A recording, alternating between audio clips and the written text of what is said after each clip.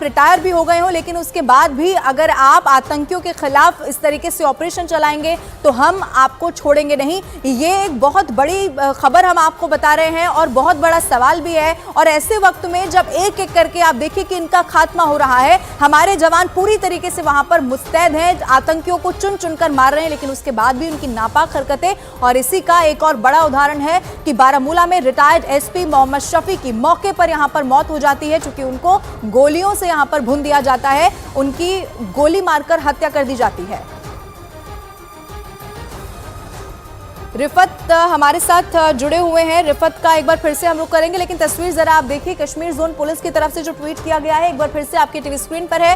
ये ऑफिशियल जानकारी अब दे दी गई है और उसमें बताया गया है कि कैसे जो आतंकवादी हैं उन्होंने यहां पर फायरिंग की है और रिटायर्ड पुलिस अधिकारी मोहम्मद शफी की इसमें हत्या हो गई है। मस्जिद में अजान देते वक्त आतंकियों ने गोली मारी है। मौके से तस्वीर जो कहती है वो ये कि अब वहां पर सुरक्षा बलों ने पूरे इलाके को घेर लिया है, चूंकि हालांकि रात के समय में जरूर ये फायरिंग हुई है, लेकिन क्या वो यहां से भाग चुके हैं, कितने तादाद में वो आतंकी वहां पर थे, कहीं वो यहीं पर कहीं छुपे हुए तो नहीं है। इन सब को देखते हुए पूरे इलाके में इस वक्त सर्च ऑपरेशन चलाया जा रहा है। ये तस्वीर भी जरा आप देख लीजिए, आपको यहां पर बड़ी तादाद में दिखाई देगा कि कैसे सर्च ऑपरेशन चल रहा है और कोशिश यही की जा रही है कि जल्द से जल्द इन आतंकियों को ढूंढ निकाला जाए, इन आतंकियों को मार गिराया जाएगी। वही जगह है, उसी जगह की तस्वीर है जम्मू कश्मीर के बारामूला में, जहां पर ये आतंकी हमला हुआ है। बारामूला में इससे पहले इस तरीके का मामला नहीं सामने आया, यानी कि किसी रिटायर्ड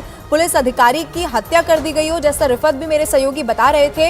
इसीलिए अब ये समझने की भी जरूरत है कि कहीं ये एक बाकी पुलिस अधिकारियों के लिए संदेश के तौर पर तो नहीं उन्होंने हत्या की है, और ये बताने की कोशिश की गई है कहीं ये जो पुंछ और राजौरी में इस वक्त सर्च ऑपरेशन चल रहा है, चूंकि हमने आपको दिखाया कि कैसे अखनूर में भी एक आतंकी को वहां पर ढेर कर दिया जाता है। सुरक्षा बल पूरी तरीके से, खास तौर पर वो सारे इलाके जो सेंसिटिव हैं वहां पर मुस्तैद है। चप्पे चप्पे को इस वक्त इसीलिए खंगाला जा रहा है क्योंकि कहीं वो दूसरी जगह से सहारा लेकर आगे ना भाग जाए, पाकिस्तान ना चले जाए। रिफत ज्यादा जानकारी के साथ फिर से जुड़ गए हैं। रिफत, ये बताइए कि क्या ये असर उस बात का हो सकता है जम्मू उधर बाकी आप देखिए पुंछ, राजौरी और फिर अखनूर में भी जिस तरीके से हमारे जवान मुस्तैद हैं, क्या ये असर है कि दूसरी जगह को चुनकर एक संदेश दे दिया कि अगर आप ऐसा करेंगे तो फिर हम अभी भी अलग अलग जगहों पर इसी तरीके के हमले करेंगे?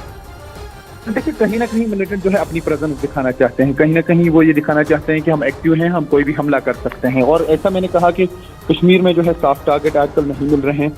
हो सकता है कि एक साफ टारगेट को ढूंढ के एक बड़ी खबर बनाना चाहते हों, या बाकी पुलिस के लोगों को डराना चाहते हों कि जो भी एंटी मिलिटेंसी ऑपरेशन करेंगे तो उनके खिलाफ इस तरह की कार्रवाई की जाएगी। तो अभी बाकी डिटेल चूंकि आनी बाकी है, लेकिन जिस तरीके से ये मस्जिद के दौरान जो है अजान देने गए थे और उस पर हमला हुआ था, तो कहीं ना कहीं ये संदेश देता है कि वो किसी को भी कहीं पे भी मार सकते हैं। तो ये जैसा मैंने कहा कि एक बड़ा पुलिस ऑफिसर था, एसएसपी रैंक का पुलिस ऑफिसर था, और उस पर यह हमला हुआ है।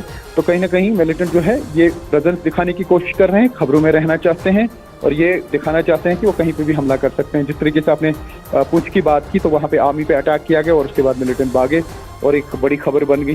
तो यही एक हो सकता है कि रीज़न रहा हो। लेकिन इसमें सबसे बड़ा मसला ये है कि क्या अब जो बाकी पुलिस के, क्योंकि सैकड़ों ऑफिसर्स हैं जो रिटायर हुए हैं और इंस्पेक्टर लेवल के, डीएसपी लेवल के, एसएसपी लेवल के, आईजी लेवल के, क्या अब उनकी सिक्योरिटी बढ़ा दी जाएगी? क्या इसके पास सिक्योरिटी थी और इसे इस्तेमाल नहीं की? ये अब डिटेल्स आ जाएंगी, क्योंकि एसएसपी लेवल के जितने भी ऑफिसर्स हैं ऑलमोस्ट सबके पास यहाँ पे सिक्योरिटी हैं जो रिटायर्ड हुए हैं।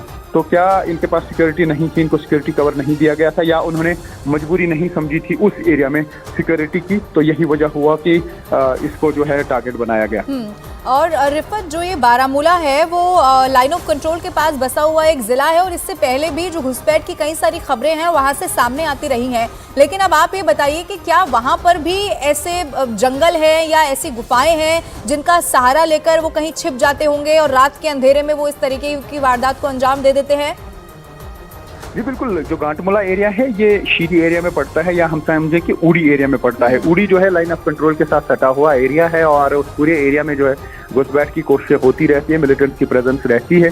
लेकिन दूसरे साइड से इसको सिक्योर समझा जाता है, एरिया को बहुत ही सेफ समझा जाता है, क्योंकि प्रेजेंस वहाँ पे सुरक्षा बलों की ज्यादा है। आर्मी बहुत ज्यादा तादाद में है, बीएसएफ उस पूरे एरिया में है, सीआरपीएफ है, पुलिस है, तो इस पूरे एरिया को, क्योंकि श्री जो है वहाँ पे पुलिस लाइन भी है, डिस्ट्रिक्ट पुलिस लाइन वो भी वहाँ पे है, तो ट्रेनिंग सेंटर भी है वहाँ पे।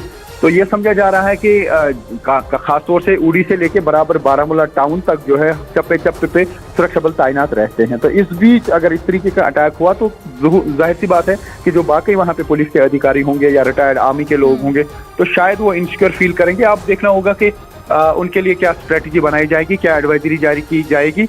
और वैसे ही एडवाइजरी जारी की गई थी पुलिस की तरफ से कि एहतियात बरता जाए, जहां जहां पे भी कोई पुलिस का अधिकारी घर जाता है वो वहां पे ये करें, एहतियात करें। लेकिन रिटायर्ड पुलिस ऑफिसर्स के लिए अभी तक कोई एडवाइजरी जारी नहीं की गई थी, जहां तक मेरी नॉलेज है। ठीक है रिफत, इसकी डिटेल्स अभी और भी आना बाकी है और इसको लेकर आप नजर बनाए रखिएगा। न्यूज़ 18 इंडिया पर हम दर्शकों को हर छोटी जानकारी भी इस मामले से जुड़ी हुई जरूर पहुंचाते रहेंगे। फिलहाल बहुत शुक्रिया आप